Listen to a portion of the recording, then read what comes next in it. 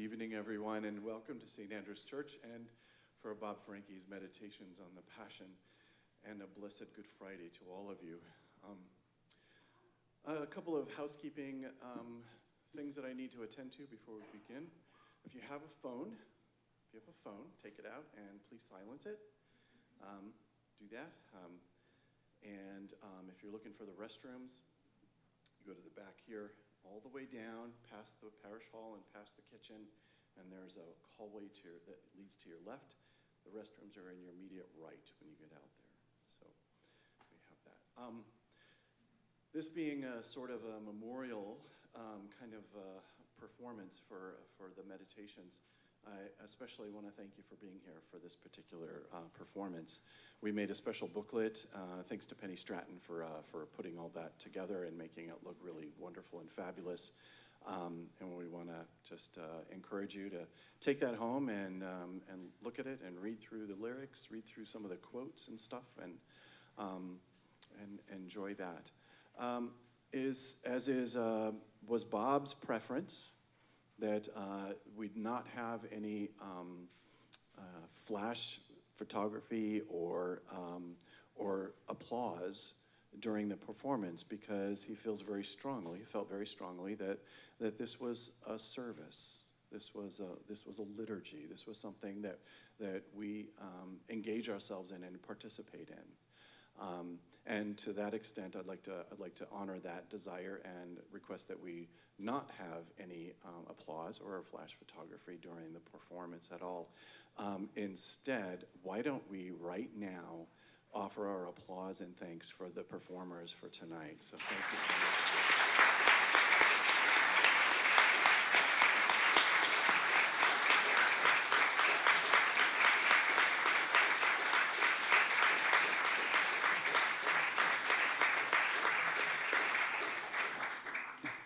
And if you would allow, I'd simply wish to start our ceremony with a prayer. Let us pray. Gracious and loving Creator, we thank you for all the souls who have crossed this threshold to experience the meditations on the Passion of your Son. We ask, Lord God, as all of us are participating in this, that we might identify with some of the pain, with some of the sorrow, with some of the brokenness, with some of the frustrations at the meaningless of life, but also associate ourselves with some of the joy, with some of the hope, with some of the life that is given to us from this event that took place 2,000 years ago. Oh God, be amongst us, be in our hearing and in our speaking, be in our presence, be in our loving. May we move from this place, empowered by your love, to share that love with others around us as we prepare our hearts for the glorious joy of Easter and resurrection. Amen. One final piece I want to encourage you, you probably already know, but I wanted to inform you that the Cabot Theater is hosting a concert of remembrance. Many of the musicians who are playing and singing tonight will be there. There will be a lot more, and that's at 7 o'clock at the Cabot Theater tomorrow evening. You're more than welcome to be a part of that. Tickets, I think, are still on sale, and you can come out and participate with that. And Monday, of course, is Bob's memorial service, his celebration of life, that we'll be having here at 10 o'clock in the morning on Monday, Easter Monday. What an appropriate day. What an appropriate day for this blessed man. Thank you so much for being here. Thank you for participating, because we are all participants here. May we open our hearts and minds to Bob's meditations of the Passion.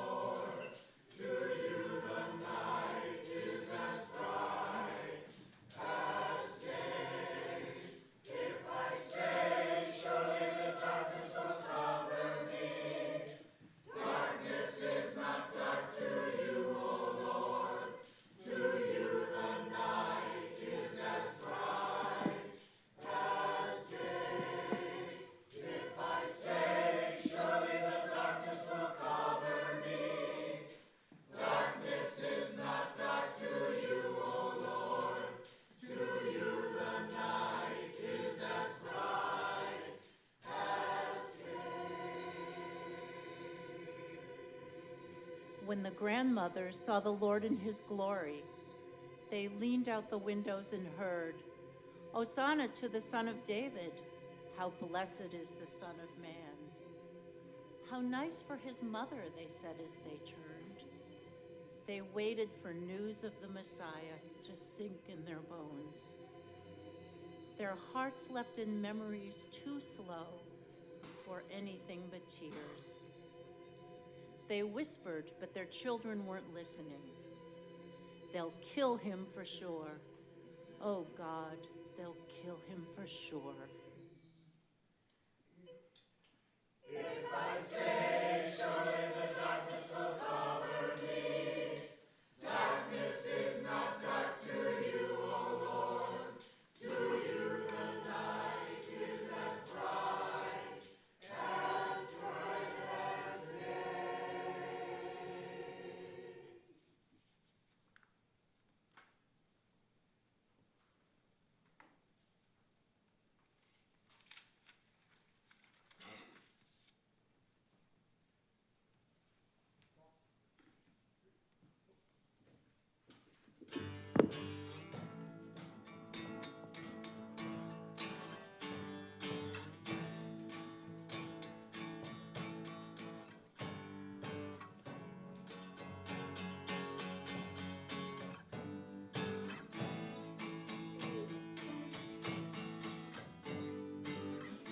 Out of the houses of bondage, mother screams echo in the night. But you led us from that country in a pure and holy flight. Bloody doorways, a mighty hand, contending with angels of doom. And a voice that said, "Go quickly from each and every room." Roll away the water. Roll away the water. Roll away the waters once again. What we took was what we carried. What we dropped was left behind. For scavengers of sacrifice to find. Second-born armies at our heels, screaming in pain for our blood. And a march of men and horses to drive us to the flood. Roll away the water. Roll away the water. Roll away the waters once again. Lord, let us be your people.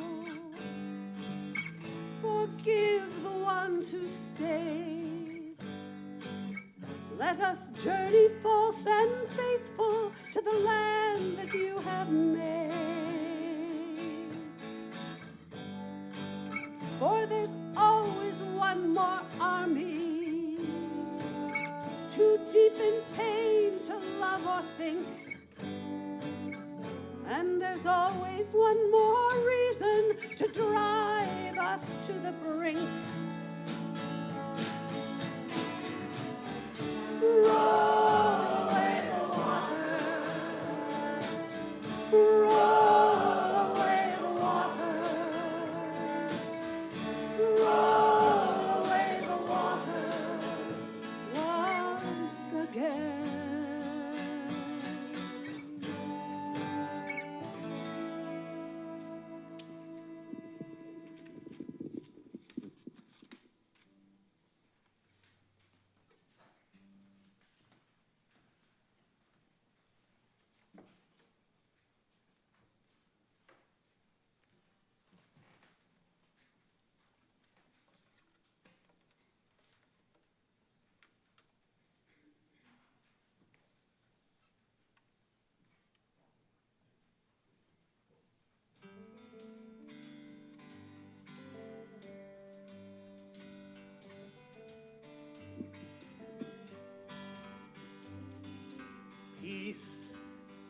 my last gift to you, my own peace. Now I leave with you, peace which the world cannot give, I give to you. I give you a new commandment, love one another as I have loved you. Peace is my last gift to you, my own peace. Now I leave with you, peace which the world cannot give, I give to you. By this shall the world know that you are my disciples, for you have love for one another. Peace is my last gift to you, my own peace. Now I leave with you, peace which the world cannot give, I give to you. Peace, my last gift to you, my own peace.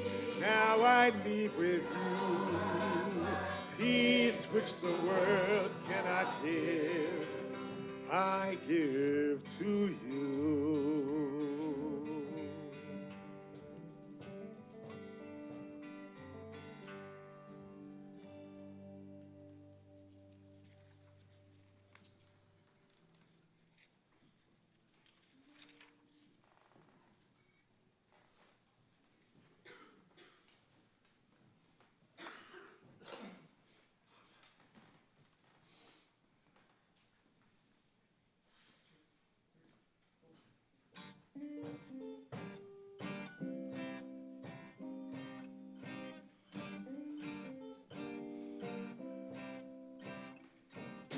What a pity,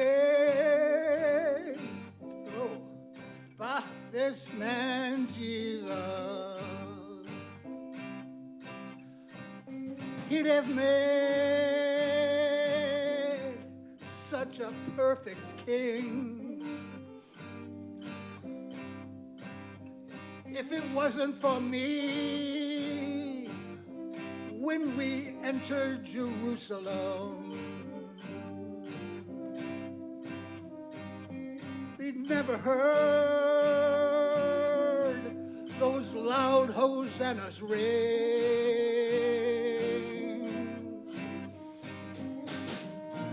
A man who had such power, stones could turn to bread for him to eat.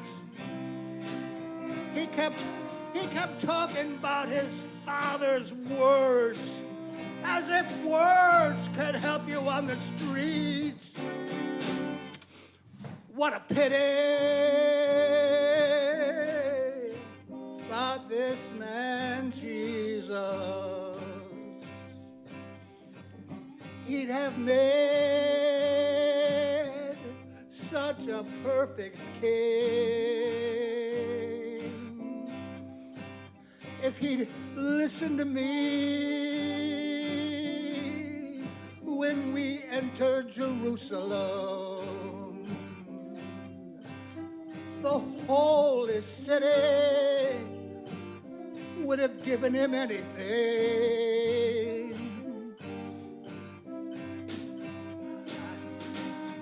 I told him to cast his fate to the wind, that the angels were on his side. He told me the angels themselves had fallen when they tempted the Lord in their pride. What a pity about this man Jesus. Oh, he'd have made such a perfect king.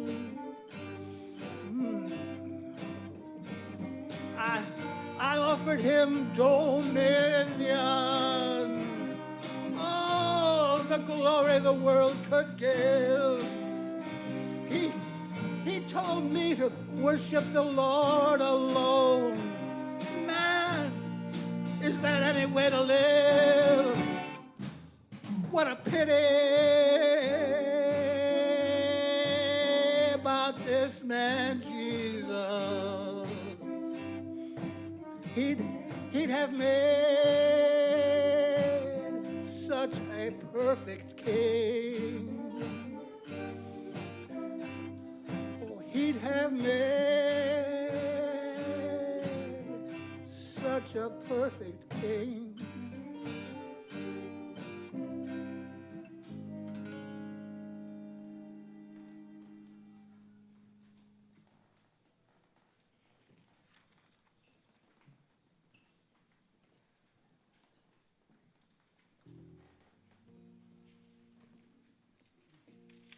The holiday supper went well. The holiday supper was a disaster. Jesus' awareness was complete. The disciples hardly knew what was going on. Once again, God revealed his unfailing love in a radical new way. Human beings blew it again. The Messiah was betrayed according to Scripture. Judas was condemned according to his own will. God's plan unfurled itself. Nothing felt good.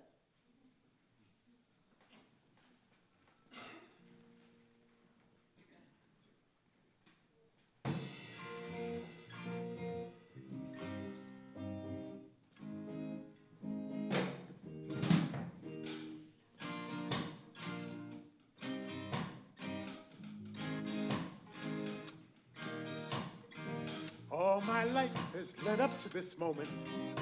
I can see this night as clear as day. On the cup of death, Father, take this cup away. Where are you, Father? Stay with me. Where are you, brothers? Pray with me. In this garden, my brothers sleep, and I'm so weary to the bone. While my Father his counsel keeps, and I feel so all alone. Where are you, Father? Pray with me. Where are you? My brothers, pray with me. This silence passed so quickly by me as I stare into the jaws of death. But if you want my obedience, Father, I will give you my very last breath. Where are you, Father? Pray with me. Where are you? Oh, brothers, pray with me. Where are you? Father, pray with me. Where are you? Brothers, won't you pray with me?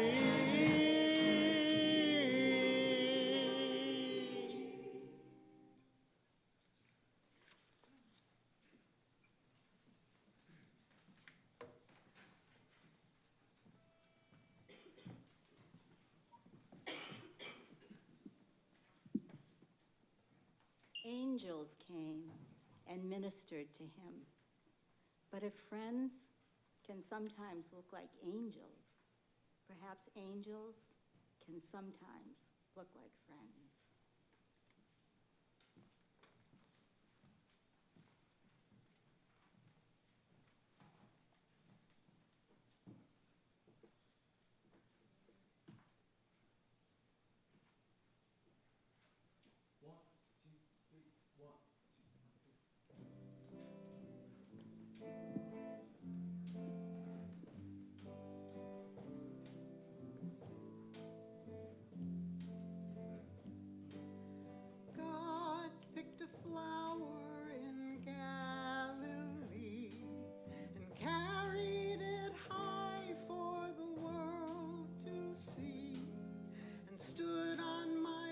doorstep and gave it to me, who had never believed much in flowers.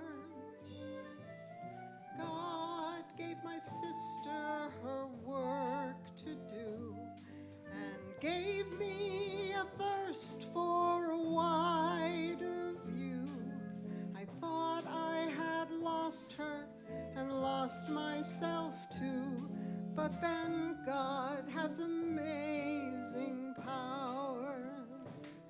My father raised his children to hide a questioning soul. God sought me out with skill and touched me and made me whole. God made woman to love and be alive and fearless and whole and free. And God said that God was in love with me. God is where you are.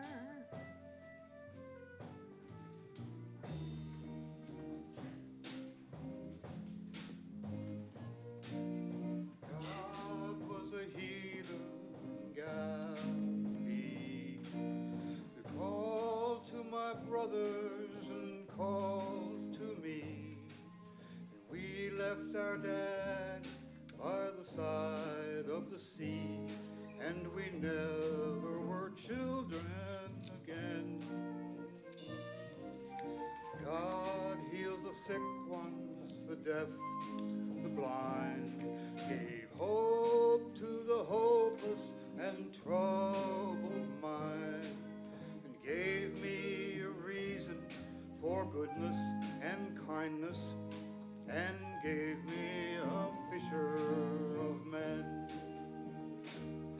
My work with no surprises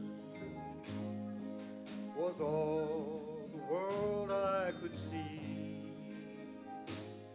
God opened up my eyes, gave a new world to me. God gives love, and he loves surprise, and loves the man who might fail the tries. I know his name, and I've seen his eyes. God is where you are.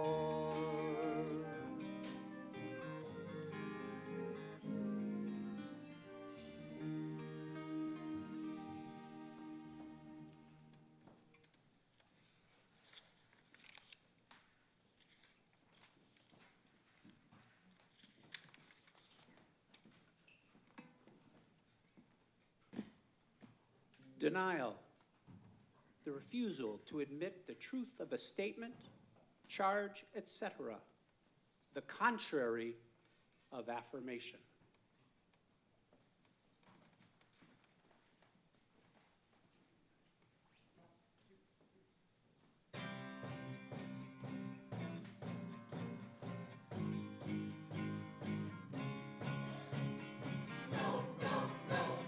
No, no, no, I never will forsake you, Lord.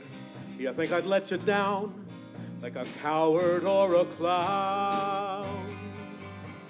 No, no, no, no, wherever they may take you, Lord. Don't you know that I'll be there? Don't you know I really care? When you walked on the water, Lord, I walked on water too. Except for my lack of faith, I almost made it to you. You took me by the hand, you didn't let me drown. After all you've done for me, do you think I'd let you down? After all you let me know of your wonder and your power, Do you think I'd leave you now in your dark and evil hour? No, no, no, no, no, no, not me. I never knew the man. No!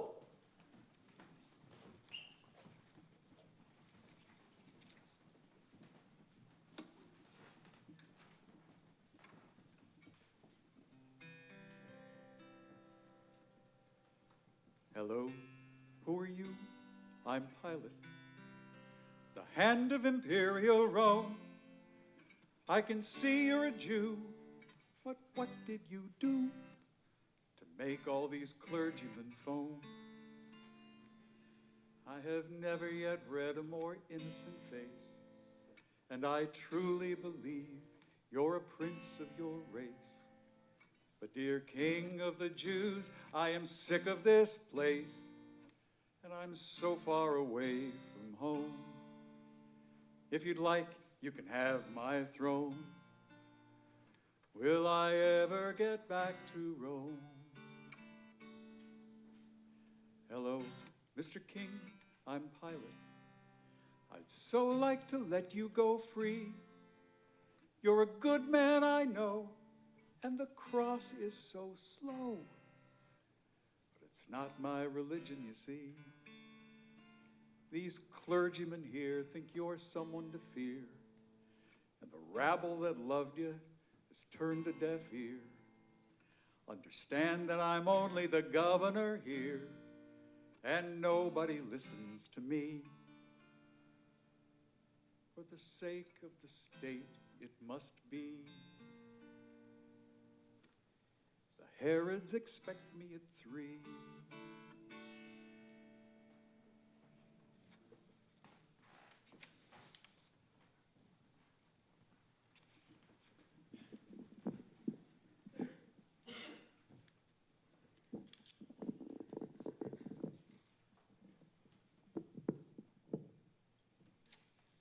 Go ahead and call me a survivor. I suppose that fits. If I weren't a survivor, I'd be dead. That's for sure. But the longer I live, the more curious the soldiering becomes as a method of staying alive. At first it seemed simple enough. You're hungry, there's no food, you go to some place where they feed you. At the least, and there's always plenty of the least. You have a better chance of stealing some when you're with a lot of other guys led by a tough old bastard who makes sure that everybody gets some. I'll admit that swearing allegiance to the emperor might be complicated in Rome, but out here, it's just a matter of trying not to get killed and making sure that Caesar gets his. Whoever Caesar happens to be at the time, and trying not to get killed. After all, it's nothing more than attacking the problem of survival directly. But then sometimes there's no food to steal, and then you get to see some of your comrades treated like so much meat, while you're doing the same to some poor Jew. Then you get used to throwing up as an occupational hazard. And then the ghosts begin to crowd around, and you spend as much time fighting dead men as you do fighting the living.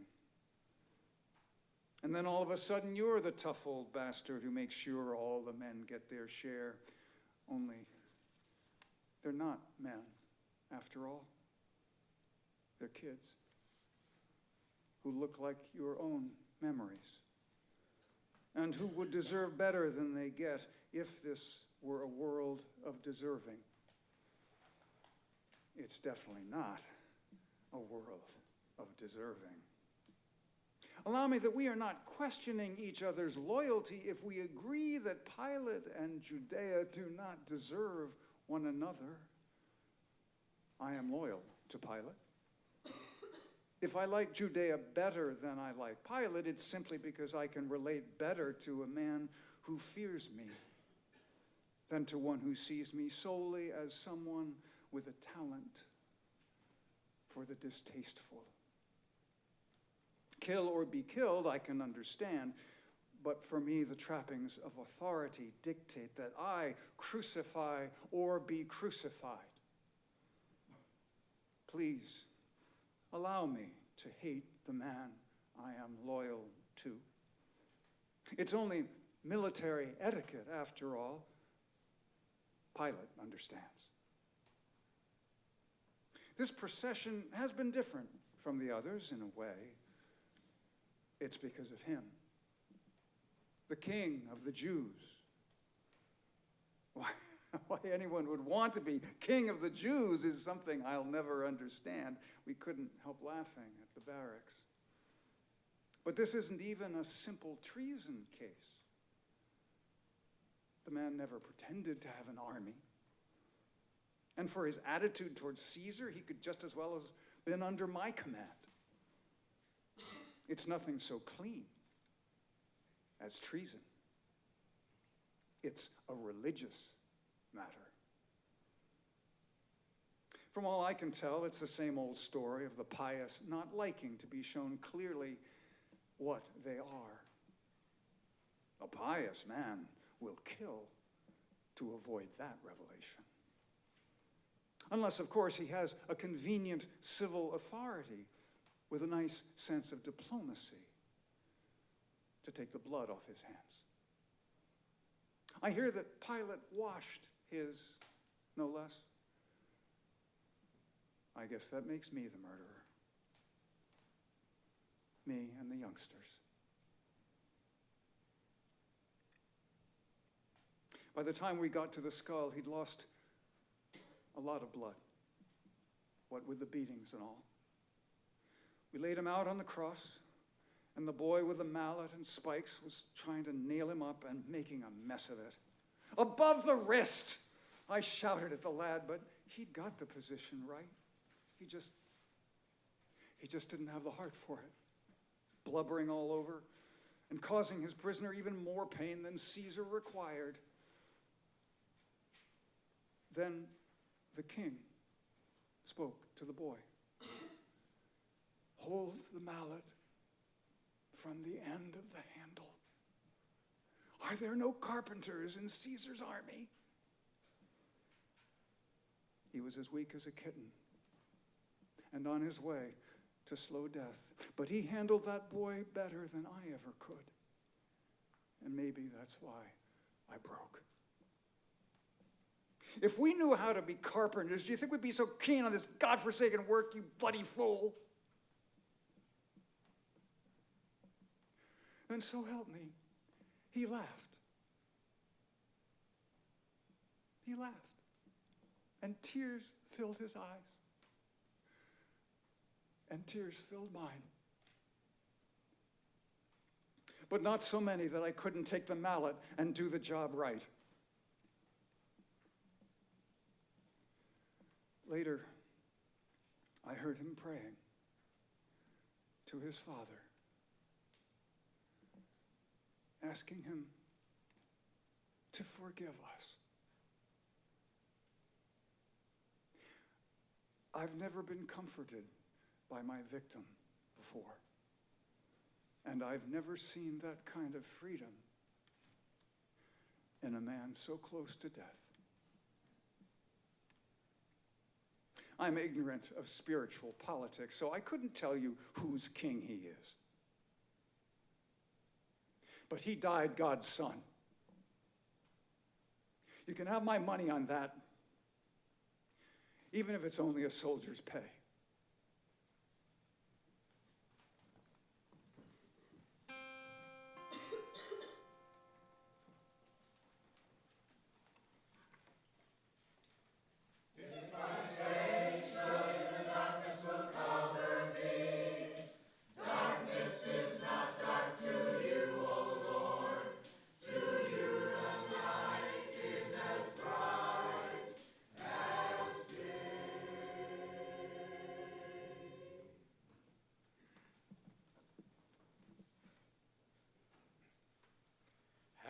the man at the newsstand laughed, 'cause he wasn't the kind to cough.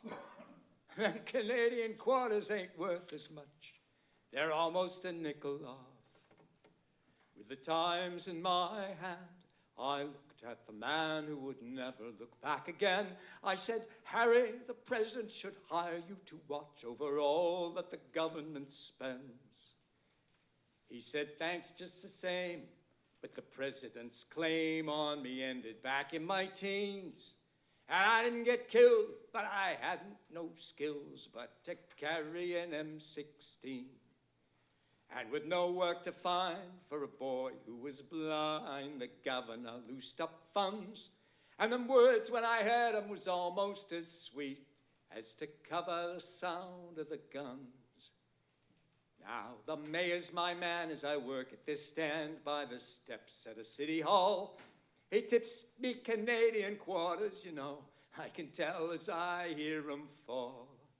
But when I roll down this shade, the Times must be paid for with money from Uncle Sam. So I'll take every nickel that's rightfully mine. But don't tell me whose blind man I am. So I tipped him $1 to cover my shame, but I've never been back for news. I get all my papers at the State House from Eddie. He's been there since World War II.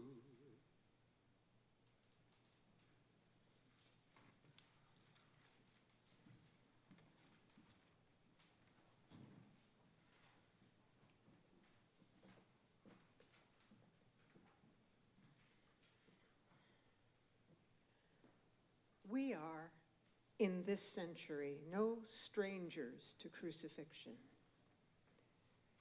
When we deny our capacity for both love and anger, when we turn our backs on our true selves, when we wash our hands of responsibility for our connectedness, we give to ourselves and to each other a slow asphyxiation, not unlike the one humankind gave to Jesus for facing himself squarely.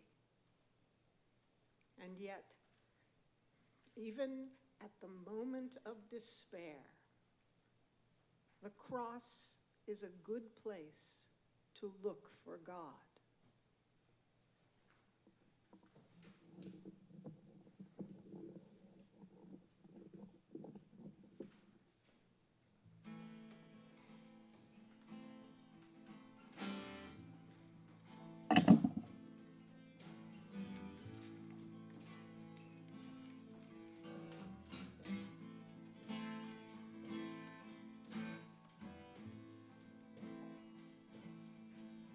She died on the interstate, instantly 70 miles an hour. She didn't quite make the exit and stopped like a rock.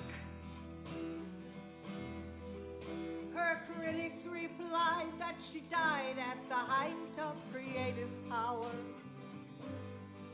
but decided her death and her pictures were marred by a heavy dependence on shock. She could handle a camera like no one I ever knew. Her research was in shadow and stopping the things that go past too fast for a normal view, and she never condemned me, never once looked away in fear. And you know how it feels to lose sight of such eyes in the night, or a vision unblinded by tears. I never did trust her the first couple of weeks. It was just a job. Moving her goddamn lights with her stained little hands. And I'd sit there and wait as she patiently seeks out a soul to rob. And I think, I've escaped, till she shows me this guy, and I cry when I see how he stands. She can handle the camera like no one I was in shadow and stopping the things that go past too fast for a normal view. And she never condemned me, never once looked away in fear. Can you know how it feels to lose sight of such eyes in the night, or a vision unblinded by tears? I think she used me as some kind of passport. She taught me, though. She taught me light as we drove through the night of her heart. And she never abused my emotions. She never refused to go. And I never managed to break through her drama, a prisoner playing my part. She could handle the camera like no one I ever knew. Her research was in shadow and stopping the things that go past too fast for a normal view. And she never condemned me, never once looked away in fear. Can you know how it feels to lose sight of such eyes in the night, or a vision unblinded by tears?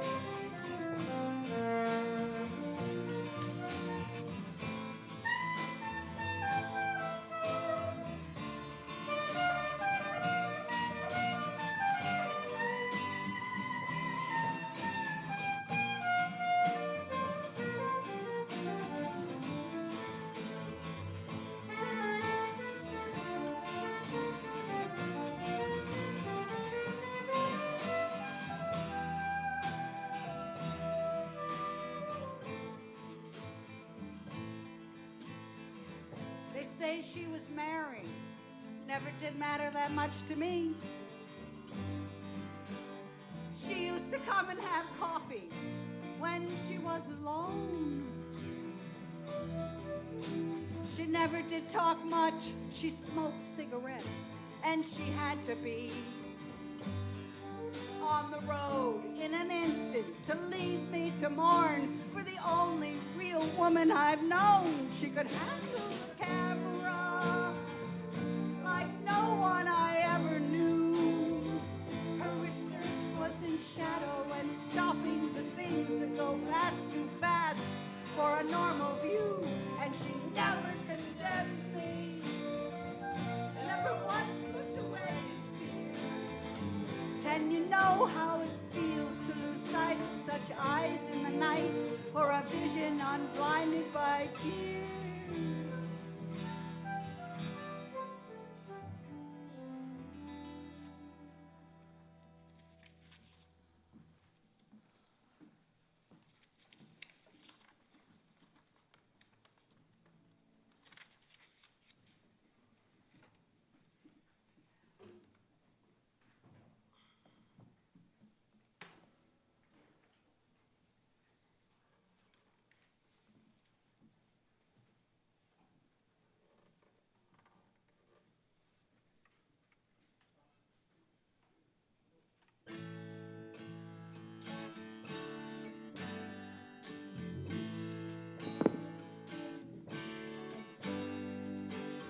This place ain't the worst.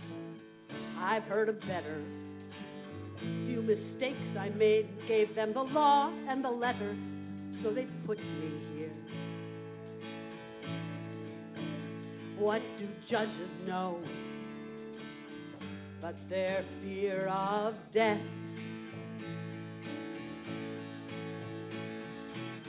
Do they know I was a bastard?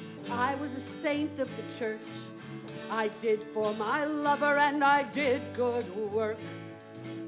I worked for my children and my self-respect. and the nectar of life never left my tongue. Forever young,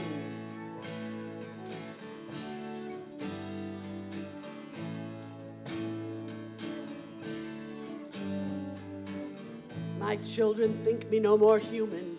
They're afraid of my shit. They seem to forget that I put up with theirs. I was a saint of God till he left me to this, buried alive and betrayed by a kiss. Oh, what do children know but their fear of death? Do they know I was a bastard? I was a saint of the church. I did for my lover and I did good work. I worked for my children and my self-respect, and the nectar of life never left my tongue. Forever young,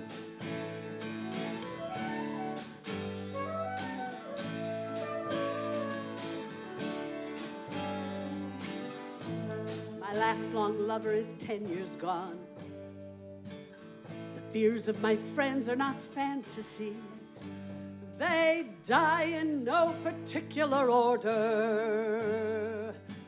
I cry out for justice, but the orderlies prefer not to hear. They call me crazy, but they fear death. Do they know I was a bastard? I was a saint of the church. I worked for my lover and I did good work. I worked for my children and my self-respect, and the nectar of life never left my tongue. Forever young,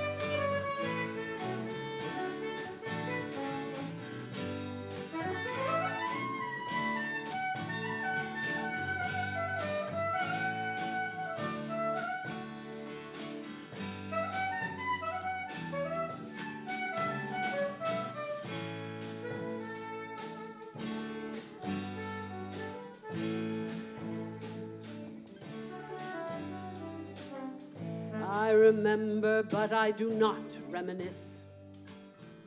I remember the shame that brought me down to this. They run from my anger and leave me to hate. It's too late for them to hear, but I do not fear death. Do they know I was a bastard? I was a saint of the church. I worked for my lover and I did good work. I worked for my children and my self-respect, and the nectar of life never left my tongue. Forever young.